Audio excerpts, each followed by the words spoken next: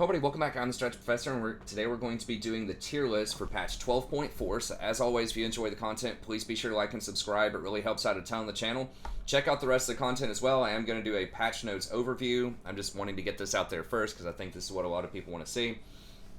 And then I will try to do at least an 80 carry tier list for this patch as well, and maybe some other roles also. I am doing a ton of content for Warhammer 3, if you're interested in that. I've got a couple of campaigns going on right now, and I'm throwing out tons of guides, so be sure to check out that aspect if you want to. And we're streaming on Twitch every night, usually starting around midnight Eastern Standard Time, typically going until about 3 a.m. Eastern Standard Time. So come by, check it out. It's a good time, very friendly, chill community. Probably going to be trying to play Renata if I can. I had a lot of fun playing her last night in one game, and I do think that she is really, really strong right now. And then we'll be playing a healthy amount of Rakan, and maybe some other champions if we see some opportunities as well. So come by, check it out, be a good time. Okay, let's go ahead and get started. So Renata, I've got as S-Class here. And I'm not just doing that just because she's new, just to get clicks, just to get people's attention. I genuinely think she's going to be a powerhouse champion right now.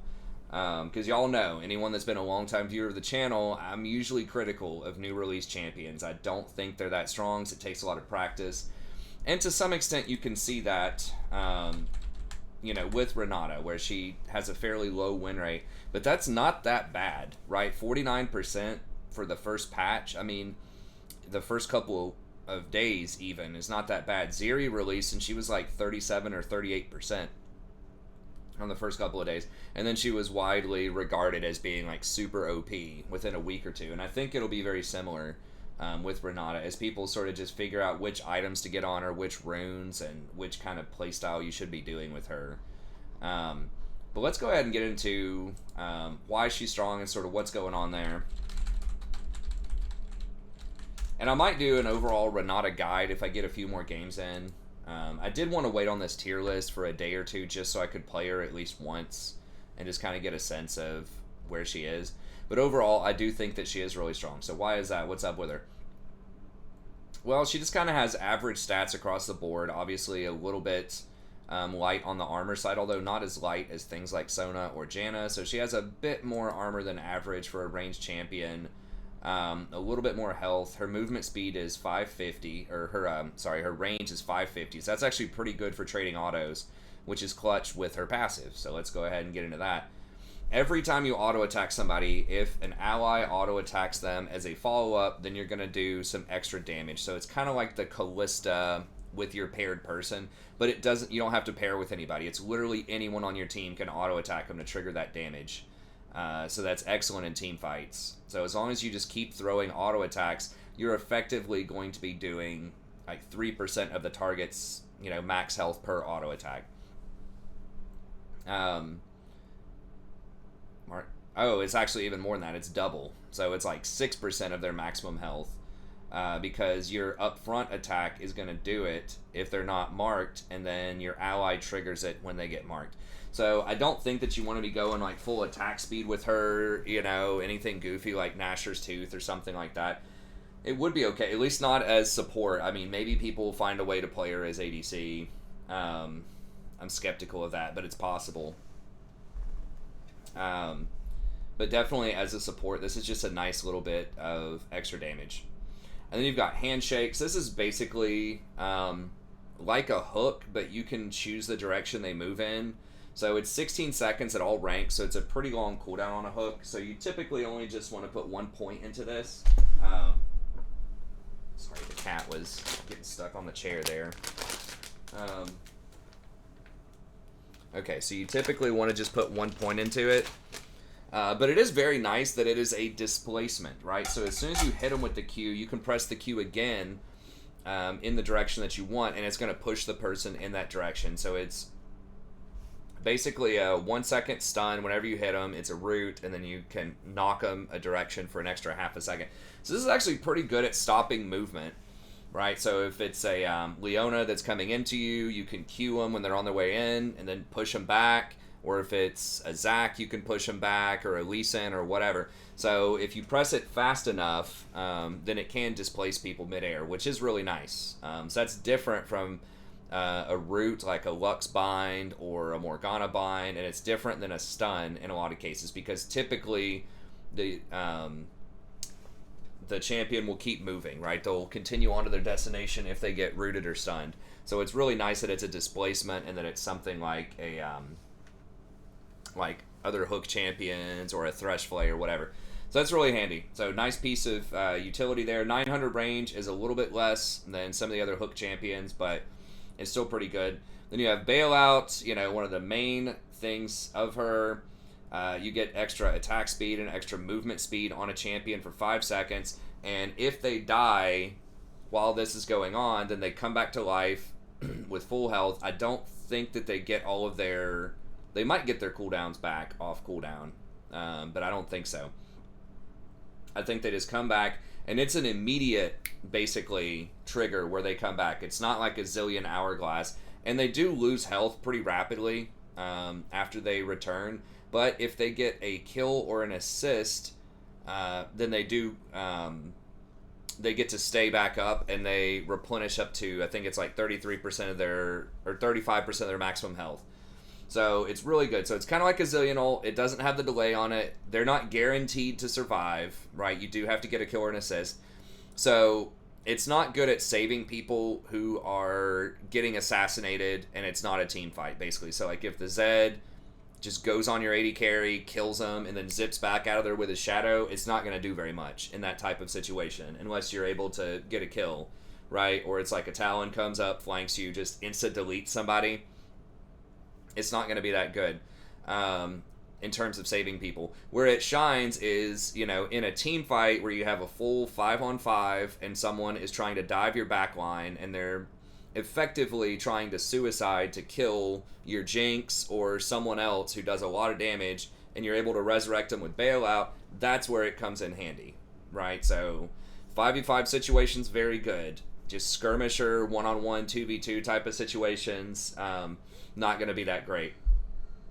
However, it does also reset the duration of the buff whenever you get a kill or an assist. So if you put this on someone just to get the bonus movement speed and attack speed, so you put it on your Kog'Maw or your Jinx or whatever on the back line, you basically use it like a Lulu W. It's almost the same stats. It might literally be the same stats as Lulu. I think it's a little slower. The bonus movement speed on Lulu's Whimsy, I think, is 30%, and the attack speed is like 35%. So Whimsy is probably a little bit better.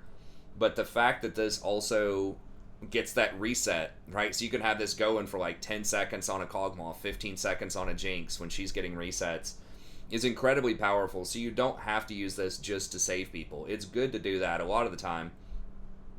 But if you know that you have a pretty secure backline and you just want that Jinx or Cog or whatever to pop off, you can just use Bailout back there. So it's really strong. It's pretty versatile. It does have a very long cooldown of 20 seconds, but the fact, again, that it gets those resets kind of makes up for that.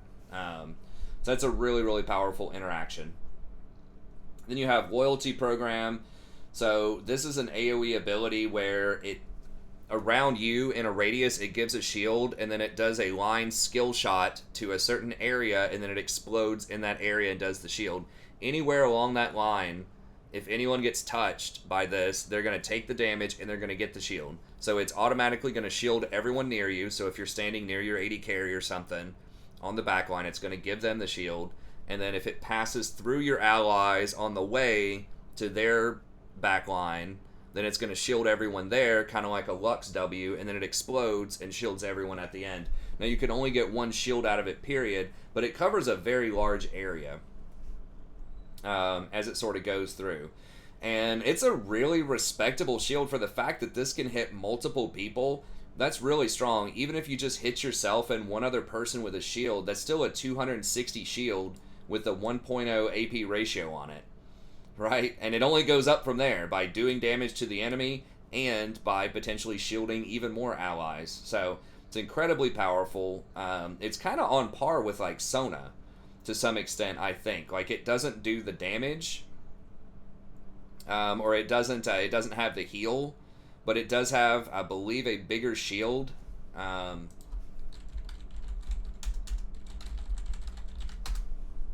think it's a bigger shield and a better ratio than Sona's W. Shield strength 125 with a 0.3. Yeah, this is 130 with a 0.5, so it's very similar to that, but it also scales better in terms of AP. It's going to have more range at 800, so Sona's shield is basically only around you in like a 450 radius. I don't know what the radius is on Loyalty Program. It says the width is 220. Oh, the effect radius. Okay, so it's 325 around you. What's Sona's radius? 400. Okay, so it's slightly lower around you than Sona's is.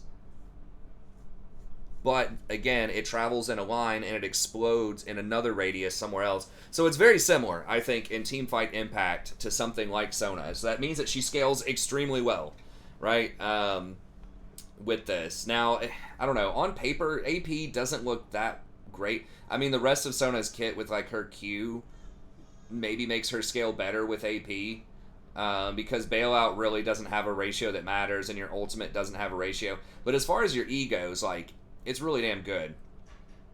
And it applies a slow. So it's a 3-second shield, which I think is longer than Sona's. I think Sona's is, yeah, it's only a 1.5-second shield. So this does last longer, and it does apply a 30% slow to anyone hit as well for 2 seconds. That's pretty good. That's going to trigger Font of Life on everyone that gets slowed, which is going to add a lot of extra healing. And it's also going to be really good for Mandate. Anyone that gets slowed off of this and takes damage from Mandate is going to take that bonus. And then once the font is on them, then anyone that auto-attacks those people are going to get the Ardent Sensor buff. So Mandate and Ardent Sensor are really good on her because of Loyalty Program. So yeah, incredibly powerful ability, really good, just kind of for poke in the laning phase as well. You do have to be a little careful with the mana cost, and it is on a longer cooldown than Sona, but it's an extremely good teamfight mechanic. Then you have Hostile Takeover. So this is basically an AoE. It has a pretty good width and a really long range. It does have a 0.75 cast time, so get used to that. It is a long time. It's kind of like a Thresh Hook wind-up, but even more. So it takes a moment to cast this. So be aware of that. It's not as fast as Sona or a Seraphinal. So it moves slowly, has a cast time, but if it does hit people, it's really strong. It's a 1.25 second disable, effectively, or at level 11, it's 1.75, and people start attacking their allies. It's only attacks. They don't use abilities on them. But it's pretty nice. Even just the stun, even just the disable is good. So it's probably on par with something like Sona. I mean, it looks cooler because they're attacking, but realistically, each person's probably only going to attack, you know, once, maybe twice. And so if you're hitting all 5 people with this, there's a chance it could do more damage than Sona, but it's like, are 2 auto attacks going to do more than like 300 AP damage or something like that? All right, so Sona's is 250 with a 150 AP ratio. So, probably not, right? Especially if you're, you know, mind controlling the support or a mage, or, you know, a melee champion that's kind of slow, a bruiser, right? Because they're going to have to walk over in order to hit someone and the spell's going to be halfway done. So it's really not as much damage as it seems like in a lot of situations. Excuse me. Because it doesn't have any base damage. Like I said, it's just the auto attack damage. So they do get 100% bonus attack speed. So obviously if you hit their AD carry or you hit the Master Yi or something like that, yeah, that's going to look really good. But in a lot of situations, it's probably going to end up doing about as much damage as a normal ultimate. So anyways, so yeah, I think the unique thing about her is every single ability is good. There's no ability that's just like, this is okay. It's like they're all good, even her passive. So you want to go for the Q early on, probably. Either level 1 if you want to level 1 invade, or just somewhere in your first 3 abilities. And then you want to max the E, just because, again, that's your crazy teamfight ability. The W is nice. So I think that you probably want to max that up second. And again, you can use it to resurrect, but you can also use it just on your backline if you have a really fed carry. And then you have that hook to make plays. So it's like, I don't know, it's a blend of a lot of different champions. It's a playmaking champion that has really good defensive capabilities with her bailout, with the peeling on her hostile takeover, with her shields, but that also has really good disruption as well and utility. Right? Like being able to buff up your ally by giving them, these buffs, being able to slow the enemy, to have the enemy hit each other.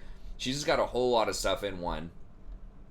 So I think she's great. Now, if you do get flanked, that can be a problem, just like a lot of enchanters, because she is kind of slow. She's probably going to be a little on the squishy side. So getting vision is a problem. So I don't know if we're going to see her as much in pro. It is possible, like, if you just play her back a little bit, that you could play her as a disruptor. And I'm not sure about the build yet. A lot of people are going for, like, Shirelia's, Kimtech. I've seen people, like I said, doing Mandate Ardent Sensor, which is pretty good on her. Now, you can build her a little tankier if you want to, so you can go something like a Locket. In theory, you could go something like a Zeke's if you want to.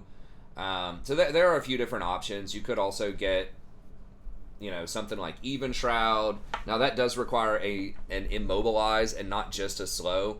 So I think it's probably going to be something in like the Mandate or Ardent Chemtech Putrefier ballpark is what most people are probably going to play on her.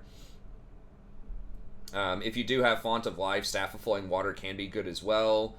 It gives the ability haste and ability power, but I think doing the extra on-hit damage and attack speed is probably going to be better, especially if you combine that with putting your W, on your AD carry. It's going to give them even more on-hit damage, even more attack speed, so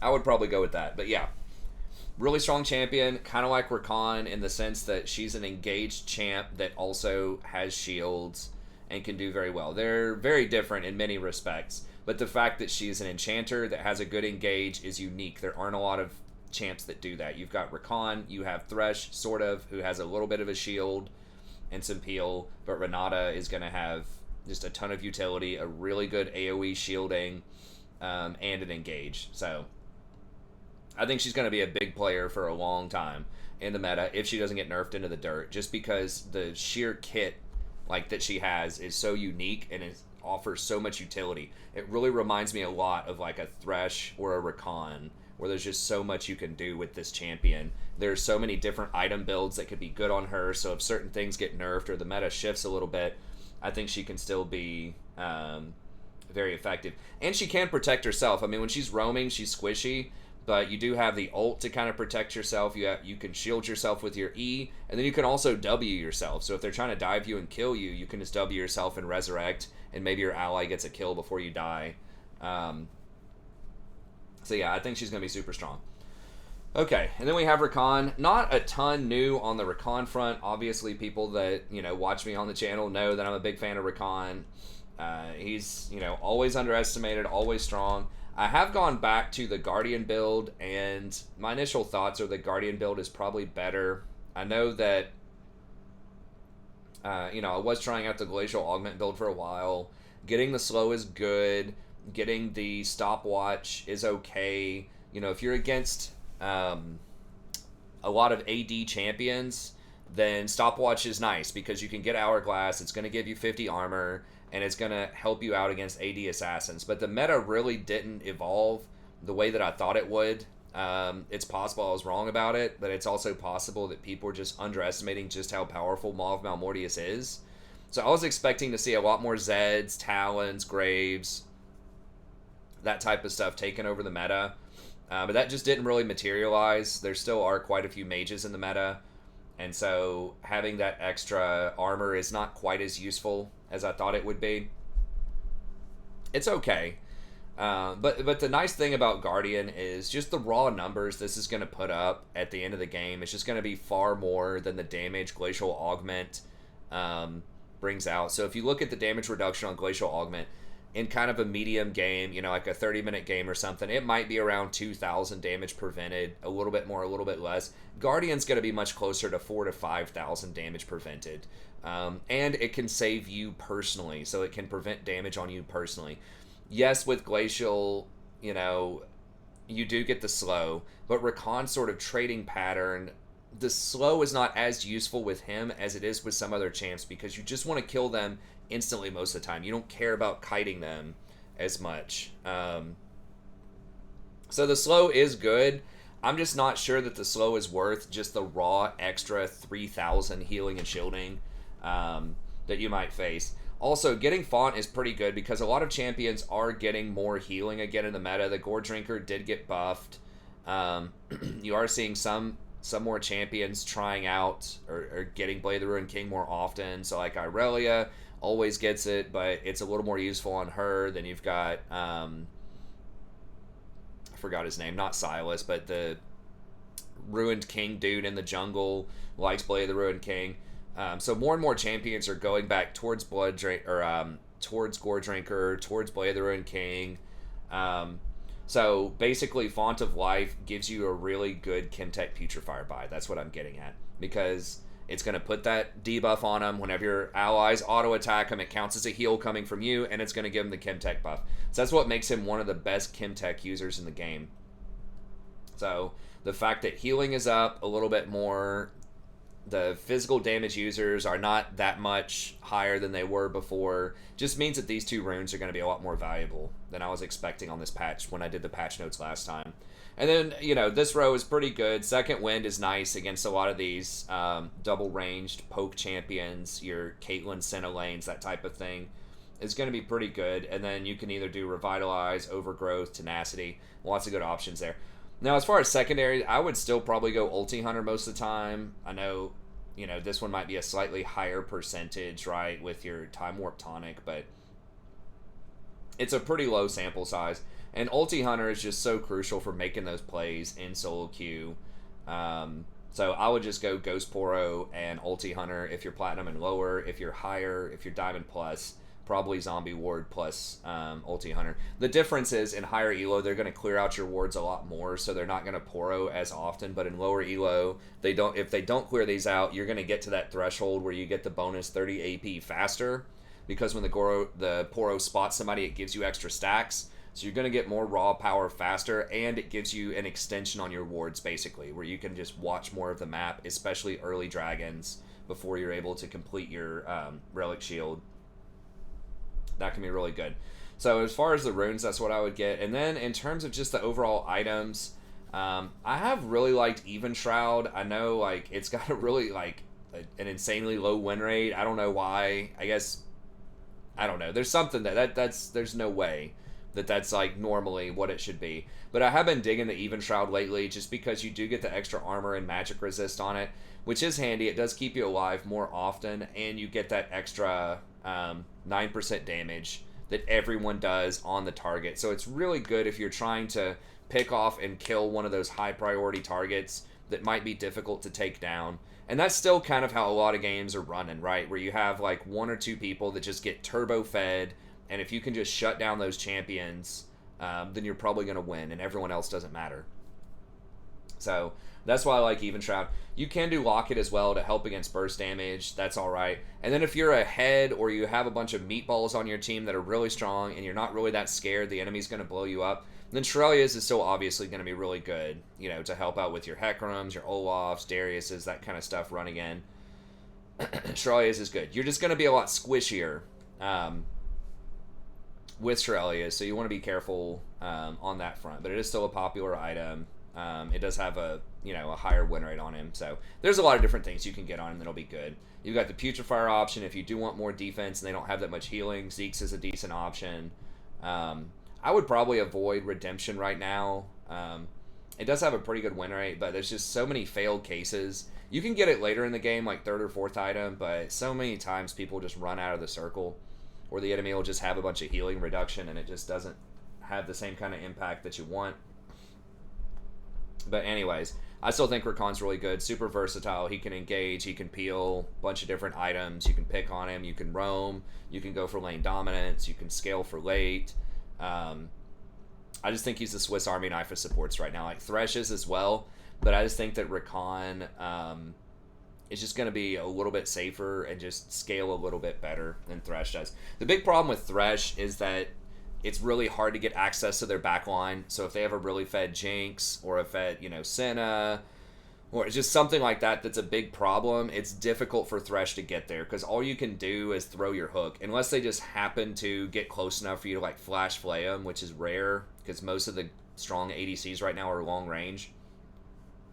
And you just can't get there. Versus with Rakan, you know, you can flash ult W and get in there, you know, pretty quickly. Not in that order. You probably ult first and then flash W, obviously, but he can get there if you want him to. So that's why I favor Rakan a little bit more. All right, and then Janna still has a high win rate. I still think that Janna is going to be a really strong champion with the Glacial Augment. They did give her, I don't think they nerfed her on this patch, but like last patch, they gave her a slap on the wrist. They like fixed this bug that was like egregious. It was like ridiculous on her. Right? It was like giving 10 seconds for Glacial Augment. And that's fine. Like, she's strong anyways because they didn't nerf the normal Glacial Augment that's not bugged. So that means you can still go, you know, Moonstone into Redemption or something and end up with an 85% slow on your Glacial Augment. And that is very good with Janna because with Janna, you're trying to peel back and protect. So when you can make your Tornado give out a Glacial Augment, that's really good. Unlike Rakan, your job is to go in and try to blow them up and you're going to get hit personally. So she's really strong if you have superior scaling on your team. Okay, so that's the key, right? If you have an Ezreal on your team and they have a Jinx Lulu or, you know, Kog'Maw Renata or something like that, you're going to be in trouble, right? So she's good if you're already, if you're going to outscale them, and particularly with AD champions. So if you have a Zed or a Talon or a Master Yi or something like that, that 50 extra AD that you get off of the shield is actually a really big deal. So she's the queen of peel. She's great if you have a lot of long-range stuff that you're trying to protect, especially if the enemy has a lot of melee champions, and if you're going to outscale, she's going to be solid. So just Augment, Boots, Biscuits, Cosmic Insight, Font of Life. You really want to make sure that you're going Font, because, again, whenever you apply that slow with Glacial Augment, sort of like I was talking about earlier, then it's going to allow anyone that attacks those people to get that Font healing. And if you do want to go with the Chemtech Putrefier, then that's going to help out with that, right? Your W also triggers Font, so that's just a really nice point click if your Q is, or if your Glacial Augment is not working, then you can apply it with W as well. So that's really good. And then, of course, you want to go Revitalize if you have Moonstone. So Putrefier is another good option, right? You're not going to get that 80% heal slow off of Moonstone, but you're still going to get like a 60% slow off of Moonstone. So that's a pretty good option. And yeah, as you can see, she kind of just, once you get to 20-25 minutes, once you complete that Moonstone, then she's going to be extremely powerful. Because you just are constantly going to be churning out those heals. Even your auto attacks are going to heal people, right? So you just keep auto attacking W and just peel, and you're just going to put out, you know, in a game 5,000 to 10,000 healing off of Moonstone. You're going to have lots of just peeling with your ult and your Q, and this Glacial is going to be all over the place, you know, just slowing people down, reducing damage. So really good combination. Excellent champion right now in the meta.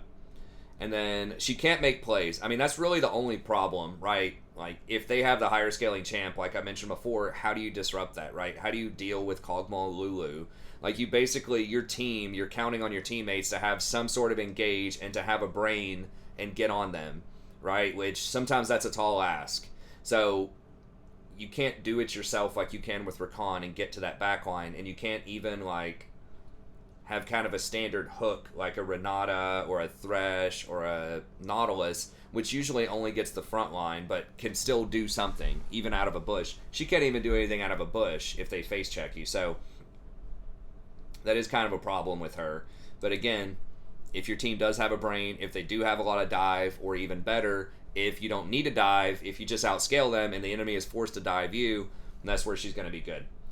Okay, and then Sona, I kind of is sort of an honorable mention. I was really tempted to put her just in A tier for this one because she just can't make plays and she doesn't peel particularly well, and that's a problem. So she's just kind of glass cannon, hard carry support, pretty much, with just raw healing. and auras because you're one of the best Moonstone users because your abilities are on such a long cooldown, and the healing from Moonstone and the extra healing and shielding that you get, that 35%, scales incredibly well with your W if it's a packed team fight where you can heal multiple people and put shields on multiple people. It's going to be really strong. And then your Archangel Staff is pretty good too because you have a lot of AP ratios, and you can spam your abilities so much that you can stack this up. And she really does like the extra mana because she can get mana starved later on in the game. Yeah, the problem is you have almost no peel, right? You have your ultimate, which is cool, and then you have a slow on your E, but that's it. So a lot of people are just going to run at you, and if they can just outplay your ult, or if your ult's on cooldown, it's a pretty long cooldown early on. It's not like horrible, but 140 seconds is above average on the cooldown, then you're going to get deleted. So you just do not have a lot of defensive capabilities in your kit. You don't take defensive runes. You almost have to take Airy just because it's so good with your Q, especially early on in the laning phase. Like, your poke is actually quite good because they can't dodge it, right? Like, you just walk up within 900 range or whatever, press Q, and it's going to hit them. It's going to trigger Airy. It's going to Scorch, right? So it puts a lot of pressure on people, especially if you can land auto attacks. Sometimes it's not safe, but if you're against some melee champs or, like, weaker early game champs, like an Ezreal Janna lane or something like that, like, just spamming that Qs plus auto attacks is quite a lot with the empowered the power chords on your auto attacks. So yeah, I mean, so she's good. She has nice poke, good aggression early. She's going to get her wards early with the Spell Thieves. She scales extremely well if she's well protected in team fights. But again, you don't have a lot of CC. You are squishy. Your items are not going to give you any durability. Your runes are not going to give you any durability. It's just straight up glass cannon. You win the team fight. Basically, if they don't kill you and they don't immediately delete somebody, you automatically win because there's so much scaling in her kit. So she's very hit or miss. She's very risky. But if you're a late pick and they just don't have a lot of dive, she's very good against other enchanters. So as long as they don't turbo outscale you, right? So if you want to put her up against Janna or Soraka or Lulu, all else being equal, she's probably going to outscale them. Now, yes, like a Lulu Cog is going to scale better than Sona Ezreal, right? So you have to look at the overall team comp. But she's probably, I would say, the best scaling support in the game if she goes untouched in clean 5v5 team fights. It's very difficult to deal with her. Okay, and then Soraka is similar in that she's going to be very dominant in team fights. She does have a slightly higher win rate than Sona right now, but she has even less CC than Sona does, right? So she's got a silence on her E, which is cute, but it doesn't even, like, guarantee a route or anything. They can literally just run through it. So yes, the silence is nice in some situations, right? If someone's trying to teleport near you and you put the silence on that, or if it's Nunu or Rammus or some other channeled ability, yes, the silence can be good. But like Zed running at you, Talon running at you, it's not going to save you that much. Like, maybe. But it's just, let's just be honest, right? It's just not as much CC as most other mainstream supports. And that's a problem, right? Now, your ultimate is really, really powerful. It does give you some global presence. It does help you protect yourself a little bit, right? Because you are going to get that burst of health. But it doesn't add any sort of CC. So she's all in on the healing. And if they have grievous wounds, it's going to matter. Yes, your ultimate does remove grievous wounds, but usually they can reapply it pretty quickly. So she's extremely vulnerable to grievous wounds just because none of her kit is a shield. It's literally all healing. That's her entire power is based on how much she heals.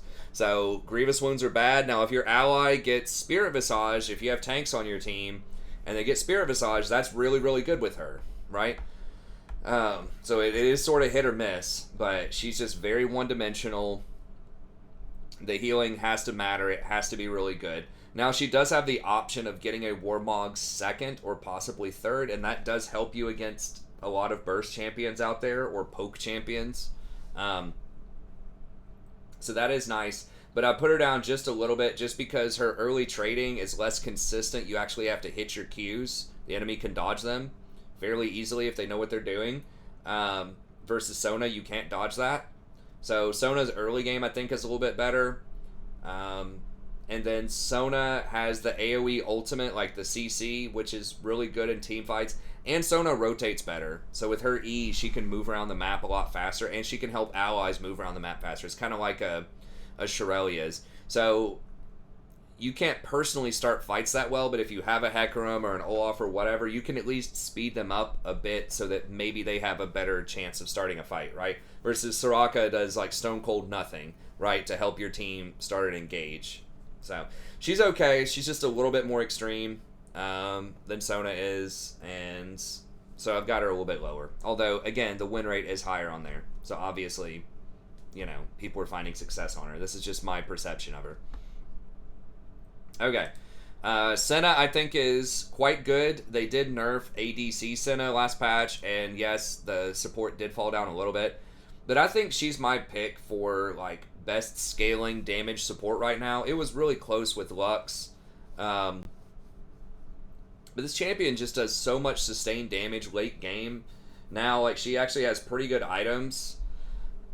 Even as a support, yes, they are kind of expensive, so you do have to get there. But they have pretty decent components. I mean, even just getting that serrated Dirk does quite a bit of damage early. You can get some, you know, nice assists cross-map with your ultimate, which is pretty good.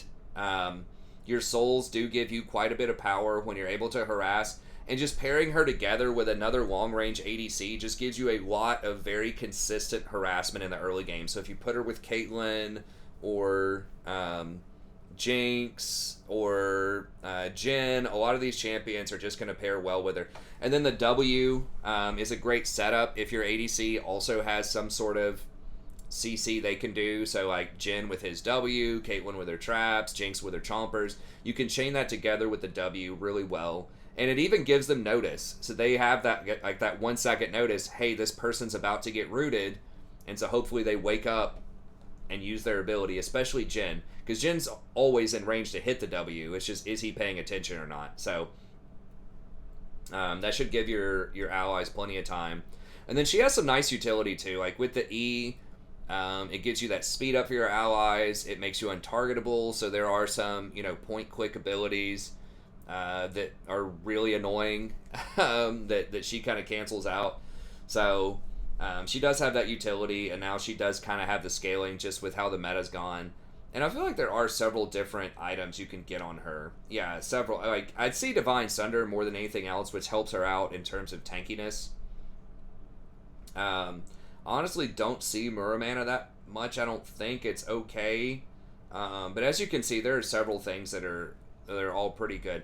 So if you want to scale, especially I would say in gold minus, I think that she's pretty good because there's just going to be a lot more kills going around. It's going to be easier to harass. Sometimes your ADC may not pick up the waves. You might get some free, you know, farm occasionally. So she is pretty good. Now, a lot of people are not going for the utility items, which is a little surprising. More people aren't getting, like, Umbral's second. It looks like Umbral actually is the highest win rate as or one of them.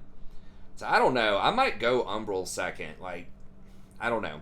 It doesn't scale as well, but it's so cheap at 2,400, and it's so good at controlling vision. And that's one of the, like, main reasons to play if you want to play an ADC or like an AD support. That's one of the main perks. Is what I'm trying to say. Is you get access to this item, which is just so incredibly powerful. It's like having an extra sweeper, even on a much lower cooldown, that also has pretty good stats on it. And it's only 2,400 gold now. It was like 2,800 for a while there. So I don't know. I might go Umbral, but you could also go like Black Cleaver if your team has a lot of AD on it. Like that armor shred can be very handy. It'll make you tanky as well. So I think she has quite a few utility items. This actually got buffed recently to have a little bit more AD on it. So yeah, she has several items that I think can be pretty good. But yeah, it's shocking just how much damage she can put out, even if she's not like super fed late game. So if you do want a damage option that's longer range, that complements kind of this long range meta, she is one of the better options. Now be aware that because she is AD, if you do have a lot of AD champions on your team, you probably don't want to go for her, right? You can get Cleaver, which will help your team out a little bit, but you might be better off going for a mage like Lux if you have like an AD jungle, AD top, AD mid laner. You might need to diversify a little bit. But if you have a pretty well-balanced team, I think she's a good option. Okay, speaking of AP damage, we've got Lux here, and I don't want this video to go too long. It's always a meme on the channel. But Lux has gone down in win rate a little bit, but I still think that she's pretty strong. If they do get Maul Malmortius, that does suck. Like, that's, pretty good against Lux. But Lux has excellent long-range harassment. Your E is virtually impossible to dodge if you get practice on it and use it in the lane, just over and over again, can just keep applying good pressure in the early game. Now, I know that first strike, I had been doing that, and you do get some nice gold later on in the game, but Arcane Comet is so good in the early game with the poke, so if you pair Lux with something else that has a lot of pressure, which is usually where you want to play her, right, with like a Caitlyn, Jen, Senna, that type of stuff, having that extra poke is very good. And the thing is, like, your E is going to slow them, so it virtually guarantees the Arcane Comet's going to hit. And that also allows you to get Mana Flow banned, which means you can harass more early. Then you get Transcendence. Now the super bonus only applies to your basic abilities, but it's still going to be pretty good. And then you can take Scorch. So you just get a lot more harassment in the early game.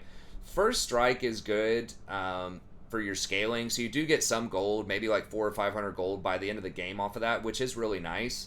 But it just doesn't give you a ton of damage compared to something like Comet over the course of the game, and especially in the early game.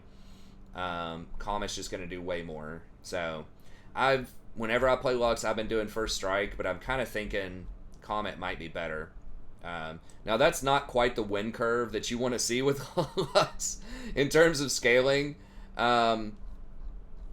I think it is a pretty low sample size. I don't think she's picked. Oh, actually, I take that back. She has picked a lot at 9%. So I don't know. It's hard to justify that because she is pretty popular, and that's a horrible looking graph of how she performs over time. But she does apply that early pressure. She can kill people by herself, which is very nice, especially if you're like gold and lower. Just being able to do it yourself is good, and then you can blow people up out of bushes. Even in the mid to late game, you can blow up carries. I won one game with her just by killing the Akali, that was like level, I don't even know, 16 or something. I had 3 items on Lux, and Akali was really fed, but I still managed to blow her up, and our team was able to force a fight and just win off of that. So she can do a hell of a lot of damage in the early game. You do want to go Ludens. It does kind of suck that it's 3,200 gold. I did think that Crown might be better at 2,800 gold, but you really, really do want the Ludens. Like, that extra damage does matter, that 100 damage that bounces around, and the spell pin is actually really good because she has high base damages. And it does help you wave clear. That doesn't always come up, but especially, in gold and lower, people don't manage the waves very well, and so you might be stuck in a lane just trying to clear it, or you might see an opportunity right before you're going to get an objective. Someone doesn't push middle, you can just really quickly push it with your E. So the proc damage on Ludens does come up quite a bit. So you definitely want to go for that. And then a lot of people are going Horizon Focus. This is particularly good with Lux because, again, she has high base damages. And this is just going to help you sort of leverage that a bit more. Obviously, Death Cap is really good if you can get it third, but it's also super expensive. Now, I don't see a lot of people doing the penetration item, this thing. But I think that this can be quite good, especially if they do have, shields on their team, which a lot of people are going to have shields. It's the same price as the other one. It has 15 more AP. It doesn't have the cooldown reduction on it, which is kind of lame. But being able to get that 10 to 20 flat magic pin is very good, especially if the enemy has a lot of squishies. So if they're not building a lot of magic resist, then this item punishes that pretty hard. And it also... you get to build that. I guess this one has pretty much the same items. This one has a nicer build path because it has Fiendish Codex instead of Needlessly Large Rod, but they're similar. They're both going to be pretty good. If the enemy team is stacking a lot of magic resist, then you can go for the Void Staff, but this has been nerfed quite a bit over time. It's 2,800 gold, used to be 2,600, so She is good if you get ahead. Now, why do I have Lux up here, you might ask, versus someone like Zyra or Brand? Well, there's a couple of reasons. Number one, she's far, far better at vision control. Zyra is pretty good, but you have to use a plant in a bush, and your plants have a pretty long cooldown, and that's going to make you less effective in combat if you have to use your plants to scout. However, Lux with the E gives you vision. It's very long range, so most champions are not going to be able to engage on you out of that brush if you check it with the E, and it lingers. So it gives you continuous vision for a long period of time, and you can just leave it at an important choke point like a ramp or an entrance to the jungle or whatever. You just leave that E sitting there spinning around, and no one's going to walk through it. Because if they do, they're going to be slowed by like 45%, and it means you're automatically going to hit your Q on them, basically. And you're going to be able to full combo them. So people will not walk through it. So it's basically like creates a dead zone for 5 seconds where people just can't walk. You can also put it around towers to kind of back people off of towers to stop them from trying to defend. So it's just a really, really good zone of control. Or even just trying to escape. Just throw it down and just cut off their path. Where their jungler's trying to come in and gank you, just throw it right next to a wall or something if they're coming out of the river. And it makes it really hard for them. They have to walk all the way around that. So just an extremely good utility ability. And like I said, it's very consistent poke. Like when you get used to kind of the speed and the timing of the E, it's extremely difficult for the enemy to dodge it in lane. So I really like that. She also has incredibly powerful wave clear. With obviously her ult is just instant, like the wave's gone in the mid game, but then just your E with Ludens is also very good. So like, yeah, Brand can clear, Zyra can clear a little bit as well. But the fact that it's a 2-second bind is also incredibly strong. That can hit 2 people. So that's actually pretty good at starting fights. It's basically a hook, right? If you land that, they're probably dead if your allies are close by. So it doesn't pull them out of position like a hook does, but it's a 2-second bind. Like, that is forever. So if you manage to land that, you can start fights. So that's pretty nice. Versus Zyra, her root is far slower. It is nice if you land it. If you have it, you know, max level, I think the root duration is about the same. It might even be a little bit longer than Lux, but it's so slow. It's so much slower than Lux's. And it's a very long cooldown. Lux's bind, I think, is going to be a little bit lower. So Zyra is okay. It's just Zyra is much better at peeling, right? When they're trying to run into you with a lot of melee champs, that's where Zyra really shines. Versus Lux can start that fight from a long distance, and she can blow them up too, right? You hit them like max range Q and then E ultimate, and you'll probably blow people up. With Zyra, a max range E, you have to walk closer to get in range for your Q. So I think the E is like 1100 range, and the Q is like 900. And then you have to get in range for your ultimate. It's just a lot more awkward. So Zyra can blow people up, but they have to be closer. They have to face check your bush a lot of times to do it. Versus Lux just kind of out of nowhere, just throwing stuff over the wall into the river bush, like they're trying to clear your ward that's in the river bush, and you're hiding over the wall, and you just combo them and they die. That happens a lot. So I just feel like Lux is a bit more consistent with that one-shot capability. Although Zyra and Brand can be good, right, in team fights with a lot of melee. If everyone's grouped up, they can definitely put in some work. But Lux, just because of the vision, the range, I just think she's going to be a little bit better. Okay, and then Blitzcrank, not much to say there. He is who he is, right? There's no new technology, I don't think, going on with Blitz. You just grab your mobility boots, run around the map, and try to hit hooks. If you land hooks, there are a lot of squishy champions. If you notice the top of my tier list here, almost everybody's squishy, right? So everybody's a good hook target. People are really moving away from the Leonas, the Nautiluses. Like, you still see them played, but they're just far, far more squishies. I mean, look at the picks here, right? You've got Thresh, which you can kill Thresh. Thresh is actually surprisingly squishy early game, right? And just look at this. All of them are good targets until you get down to, well, like the 10th pick or something down here. You get to Nautilus and Leona, and it's like, it's not like they're immune to hooks. You can still do damage with them, but obviously they're not going to be as good of a target as the squishies, right? And then Alistar, people just really aren't picking him, and that's the classic, like, counter to Blitzcrank. Brahm's pretty good into him. So yeah, a lot of this stuff that's good into Blitzcrank is just not getting played. And a lot of these champions up near the top don't even move that well. Like, Rakan is pretty good into Blitzcrank too because he can dodge, right? Pyke is pretty good because he can dodge. But most of these other ones just don't have mobility. They don't have dashes. They're not very fast. So landing those hooks is going to blow them up. So that's kind of why Blitzcrank has a pretty high win rate overall right now at almost 54%, and why he's finding quite a bit of success is because of that. Okay, then you have Lulu. I think Lulu is kind of overrated, honestly. Like, yes, she is incredibly powerful if you pair her together with Jinx or Kog'Maw, these hyperscaling champs. She is very good. However, she doesn't scale very well with plus healing and shielding, so she's not as good with Moonstone as someone like a Soraka, like a Sona, and I think that's a huge part of why her win rate is like almost always 2% lower than those champions, just because she doesn't scale as well in team fights as they do, especially with Moonstone. Right? Like, she's very good at buffing up a single target with her W and her passive. People forget that the picks with her passive, when you put the E on somebody, it's like 80 extra damage on attack. And that's why she scales way harder than most other people. It's not just the movement speed and the attack speed on the W. It's the 80 extra damage on hit that really, really makes her shine with something like the Kog'Maw, the Jinx, the long-range auto attackers. So she does a very good job of scaling with that. Her R is nice because it gets around grievous wounds. It's just an infusion of health. It is a lot of health for a single target. So, like, maybe an empowered Soraka W will give you a similar amount.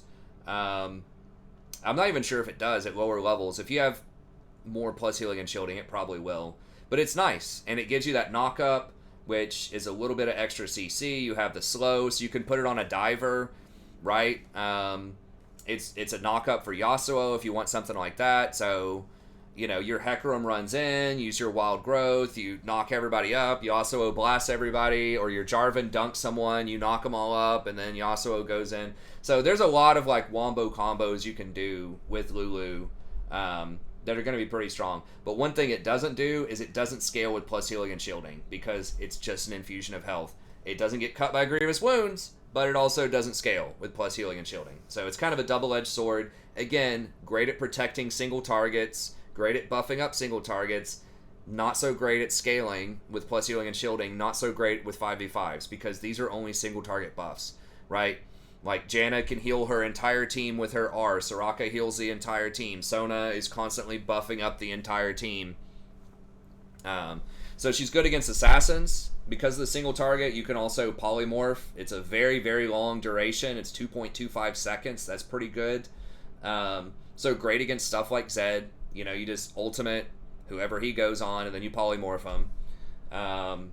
But yeah, in just the straight up, everyone's A-ramming, clean 5v5, scaling is similar. She's going to get outdone by some of the other enchanters. So, and she's not that great at protecting herself. She's okay, but she has nothing to really check vision that well. You can, like, throw a Q in a bush and maybe get lucky and hit somebody, but it's a lot harder to check vision with her than it is with someone like Lux. It is also hard for Sona and Soraka, to be fair. But she's okay. I mean, you could, in certain compositions, you could say she's S-class, right? If you put her together with a Twitch or a Kog'Maw, she's probably S-class, right? Or maybe Jinx, she's probably S-class. Depends on what the enemy's playing. So I'm not saying that she's, like, never in any situation S, but I just think on average, you know, it's less likely she's going to put out as much influence as these top ones in a lot of situations. Okay, then we have Nautilus. So he, I think, is probably one of the best, like, pure tank, like, engage disruptor type of champions right now. His win rate is not great, but the fact that he could just press R in a team fight and get access to the back line, in my mind, just puts him up a little bit more over someone like a Leona or over someone like a Thresh. He is going to be squishier than other champions, but with that hook max, which I think a lot of people are back to doing with the Q, the E just costs too much mana in the meta. You really don't want to be getting mana items. Back in the day when you could get, like, Zeke's as a rush item before Mythics, I think that the E max was probably better. But they have since, like, buffed Q a ton. They've buffed it like 4 or 5 times over the last few years. And as you can see, you just really don't want to be getting mana items with him. You want to be going Locket into, Knight's Vow. I mean, you can still go Zeke's. It's okay. But I just think the hook max is kind of where it's at right now. So, anyways, he's pretty good. You can go Augment. You can go Aftershock if you want to. But, yeah, nothing really has changed. Just very consistent CC if that's what your team's looking for. He can offer that. Now, he can't hook over walls, which is kind of a feels bad. If you get good vision with a Blitzcrank or a Thresh, some of the best stuff you can do, especially at gold and lower, is, hook people over the walls that aren't respecting the vision, right? But you can't take advantage of that with Nautilus. That's kind of a feels bad. However, open field, if they're just staring you down, A-ramming you, he has one of the best hooks in the game. So it's a massive hitbox and doesn't have a wind-up. It's just instant cast, just boom, coming at you. Rivaled only by Blitzcrank in terms of just the raw power of that hook. So that is nice for ARAMs. And then you have Zyra. I kind of mentioned her before. I do put her up a little bit over Brand just because she can control the vision, and I think her harassment is a lot more consistent in the lane because you can spawn those plants. Even if they dodge your Q, the plants are likely still going to be able to auto-attack them some. It is kind of lame, like under tower, that the towers will attack the plants, so you don't get as much damage as you might with Brand. Just because Zyra's upfront spells don't do as much damage as Brand. They don't have the burn in terms of her Q and her E. A lot of her damage comes from those plants. So if the plants die, it's kind of bad. But you just have more tricks as Zyra. You can block skill shots, blitz hooks, and stuff like that with plants. So you can help your ally out a little bit. So she's okay. Just like a lot of AP champions, though, if she doesn't get ahead, she is going to, fall behind because her items are very expensive. She really needs kills or assists, or to take farm from one of the lanes. And she's just a little bit shorter range than something like a Lux that I mentioned before. So she's okay. You can still win. She still has a pretty good win rate. As far as the other champs that are kind of newer on here, because I do want to cover them just really quickly, I went ahead and moved Tahm Kench up to B tier.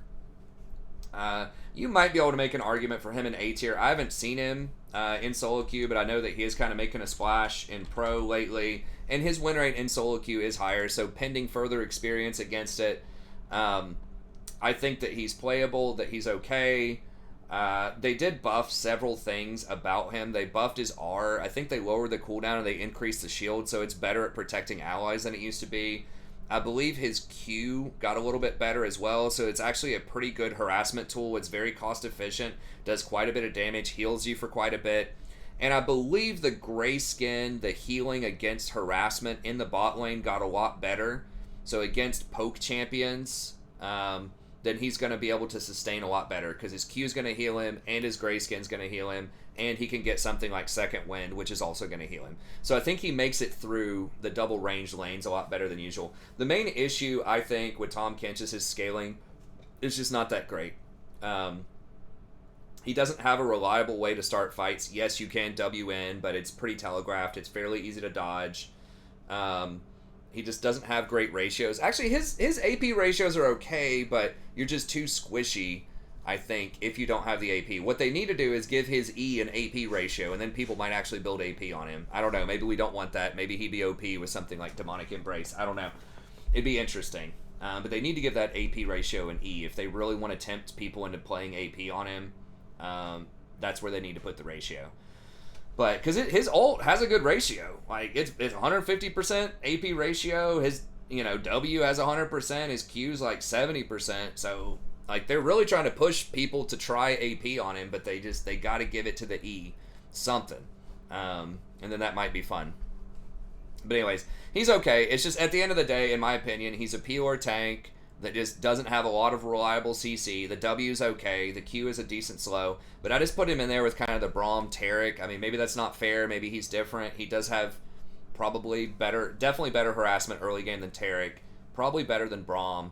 But I don't know. I'm just going to have to try it out. Maybe and just test it and see. Like, once you get to 6, it is really good for peeling if your ADC has a brain. That's always been a problem with Tahm Kench, is like a lot of his power is invested in protecting the ADC. If they spit themselves out early, now it's not as brutal because at least they get a nice shield. So that's good. So I don't know. We'll see. I mean, maybe. I just feel like you're still just going to get outscaled and just destroyed by something like a Sona or a Soraka, unless the rest of your team hasn't engaged. But that's, again, a huge problem, right? When I was talking about Janna, Sona, Soraka, their biggest weaknesses are you can't make plays. So your team has to actually do the engaging. But at least they scale, right? They can do really, really well with plus healing and shielding, and particularly with Moonstone late game.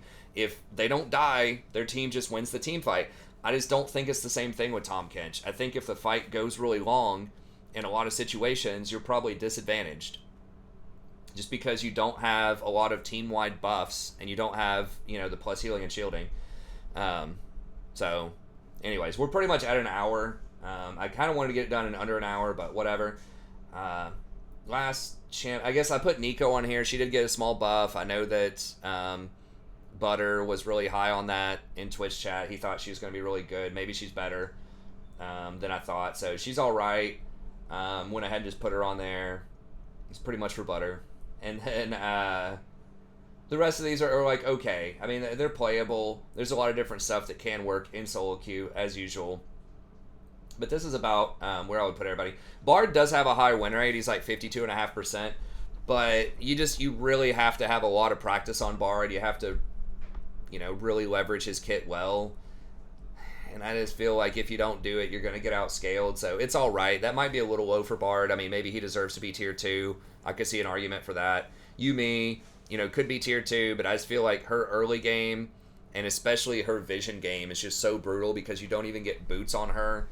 So yeah, if you have a hyperscaler on your team, you got a 10-kill Master Yi or something, yes, she looks super OP. So if your team drafts like 3 hyperscalers, maybe Yumi's a good bet. But I would probably rather just do Sona or Soraka. And then Thresh has been getting played a lot in Pro. His win rate in solo queue is okay, but like I said before, it just feels like he gets outscaled by enchanters if you don't hard snowball early. And as you can see, people love playing the hard engage in Pro right now, but all of them have negative win rates for the most part. The stuff that's winning are kind of these like utility or better scaling champs. I don't know. Alistar's actually doing pretty well win percentage wise. Like Rakan's at 50%. Tahm Kench is really the standout in Pro, so I'm gonna have to watch some Pro games and kind of see what's up with that.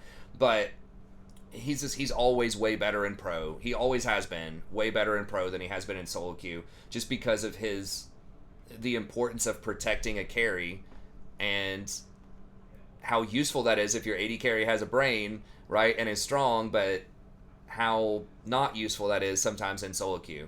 So you see the cat walking around in the background. But anyways, that's going to be it. I want to get out of here. I don't want to be this, or I don't want this to be much longer than an hour. But thank you very much for tuning in. Let me know what you think in the comments. Do you think that that's a little bit too high of a placement for Renata?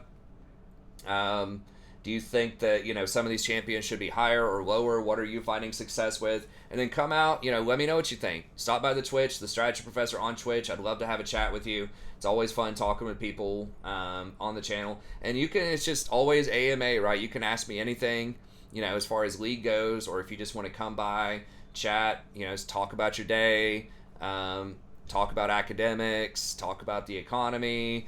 I try to be conversational with a wide range of things. So anything you're interested in, I'm just happy to hang out and chat with you while I'm playing League if you want. But that's going to be it. Have a good day, and I'll see you next time.